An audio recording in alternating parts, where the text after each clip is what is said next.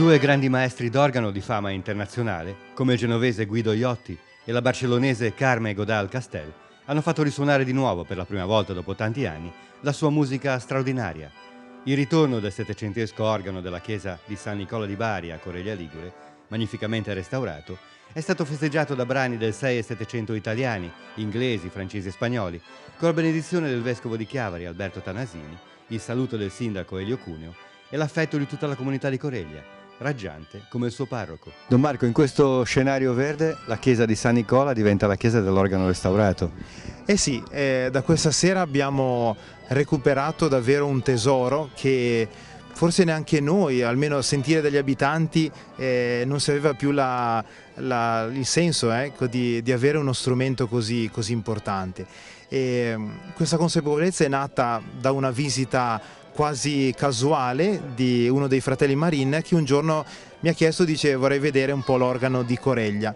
E da lì è partito, si è messo in moto la macchina che in meno di 2 anni ci ha portati alla festa di questa sera, dove finalmente, dopo una trentina d'anni di silenzio, l'organo di Correglia ritorna a suonare, a far sentire le sue sonorità più belle, ecco, che ha. E abbiamo scoperto appunto dal restauro, riportandolo appunto all'origine proprio di come era stato costruito, che ha delle potenzialità davvero belle. L'organo della chiesa di San Nicola è rinato dai restauri coordinati dalla Soprintendenza per i beni artistici della Liguria e dalla Curia di Chiavari e cofinanziati per il 40% dai fondi CEI dell'8 per 1000, per il 50% dalla Fondazione San Paolo e per le quote restanti dal Comune e dalla comunità di Correglia. La cassa lignea, con gli elementi dipinti e decorati, è stata riportata all'aspetto originale, comprese le tonalità dell'oro, restituite con la meccatura alla foglia d'argento, dai restauratori specializzati Gabriele Garbarino ed Emanuele Calzolari. A San Nicola di Correglia rinasce l'organo e rinasce anche la sua cassa, anche diciamo la sua parte lignea. Sì, dopo tanti anni si è riusciti finalmente a riportare all'origine una cassa d'organo stupenda in quel di Correglia. Con la collaborazione naturalmente della Sovrintendenza dei Beni Artistici della Liguria si è optato per fare un intervento di restauro atto a riportare quello che erano le lacche originali e i colori, le tonalità originali dell'organo. Ecco, quanto tempo ci avete messo e con che procedure, con che modalità? I tempi di lavorazione sono stati di circa 7 mesi. Le modalità sono state valutate naturalmente con la sovrintendenza, si è fatto diversi tipi di assaggi chiamati tasselli, cioè fare delle prove con determinati solventi per vedere qual era il prodotto migliore per eliminare gli strati di pittura senza andare a intaccare quelle che erano le lacche originali. E diciamo che è stato il lavoro più complicato, un lavoro abbastanza certosino. La bella cosa è che si è scoperto che le lacche, soprattutto nella parte superiore, erano completamente originali, quindi hanno avuto bisogno di pochissimo ritocco pittorico, e sotto tutti gli strati di porporina abbiamo trovato quasi per il 95% il suo argento originale. È stata una bella sorpresa comunque, perché non si sa mai cosa si va a trovare sotto a un oggetto d'arte, un'opera d'arte rilaccata. Però quello che si vede è che il risultato è stato veramente perfetto. Beh, io di questo la ringrazio, è stato un bel lavoro, ma abbiamo tanta passione ed è quello che ci fa andare avanti con questo lavoro soprattutto. A restituire anima e cuore musicale a quest'organo è stata invece l'unica bottega organaria di tradizione di tutta la Liguria, la Fratelli Marin, con sede a Lumarzo da un decennio, dopo un secolo di attività genovese a Bolzaneto. Il nonno degli attuali titolari, Raffaele Marin, con il socio Enrico Parodi, rilevò la fabbrica di Domenico Tagliafico, continuatore di Camillo Guglielmo Bianchi, il miglior allievo della celebre dinastia lombarda Serassi.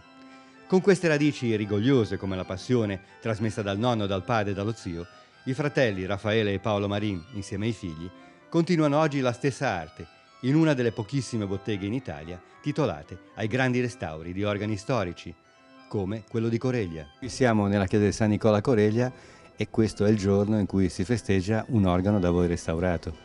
Sì, un organo restaurato, finito proprio pochi giorni fa.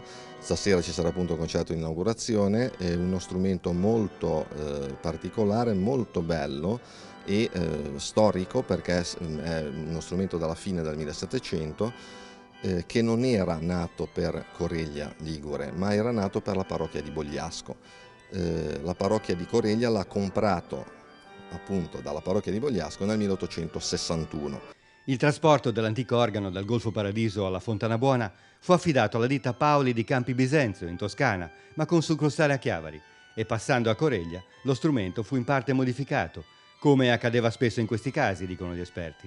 Alla metà del Novecento l'organo di San Nicola subì nuove trasformazioni, a partire dalla sostituzione di alcune file di canne, ma ora è di nuovo come nel Settecento, perché d'intesa con la Soprintendenza Ligure e la Curia di Chiavari, il suo restauro è stato assolutamente filologico. Lo strumento è stato riportato nella sua perfetta fisionomia e quindi sono state ricostruite alcune file di canne, quelle che mancavano, e la manticeria che era stata sostituita. Sono stati ricostruiti 3 mantici a coda con l'azionamento manuale, quindi l'organo è utilizzabile anche manualmente senza l'eletroventilatore, e soprattutto dal punto di vista fonico appunto questi registri che erano stati asportati. Una carta d'identità di quest'organo di San Nicola. Allora, uno strumento di scuola ligure, abbastanza particolare perché ha un prospetto pentapartito, e la registrazione di nuovo è molto particolare perché i registri sono azionati da pomoli in bronzo, sia a sinistra che a destra della tastiera. Solitamente in questo tipo di strumento, anche negli organi liguri, la registrazione era sempre sulla destra. Qui invece c'è una divisione di registri, cioè i registri dalla base del principale sono sulla destra, mentre tutti i registri da concerto sono a sinistra.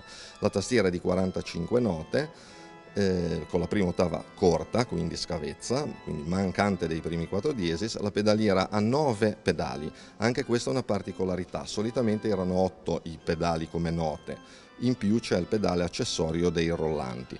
L'organo è dotato anche degli uccellini, dei rosignoli.